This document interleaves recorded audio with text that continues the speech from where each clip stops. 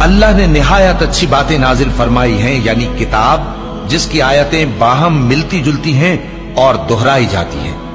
جو لوگ اپنے پروردگار سے ڈرتے ہیں ان کے بدن کے رونگٹے اسے سن کر کھڑے ہو جاتے ہیں، پھر ان کی کھالیں نرم ہو جاتی ہیں اور دل بھی نرم ہو کر اللہ کی یاد کی طرف متوجہ ہو جاتی ہیں۔ یہی اللہ کی ہدایت ہے، وہ اس سے جس کو چاہتا ہے ہدایت دیتا ہے، اور جس کو اللہ گمراہ رہنے دے اس کو کوئی ہدایت دینے والا نہیں۔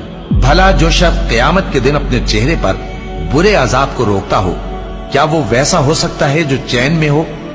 اور ظالموں سے کہا جائے گا کہ جو کچھ تم کرتے رہے تھے اب اس کے مزے چکھو۔ جو لوگ ان سے پہلے تھے انہوں نے بھی تکذیب کی تھی، تو ان پر عذاب ایسی جگہ سے آ گیا کہ ان کو خبر ہی نہ تھی۔ پھر ان کو اللہ نے دنیا کی زندگی میں رسوائی کا مزہ چکھا دیا، اور آخرت کا عذاب تو بہت ہی بڑا ہے۔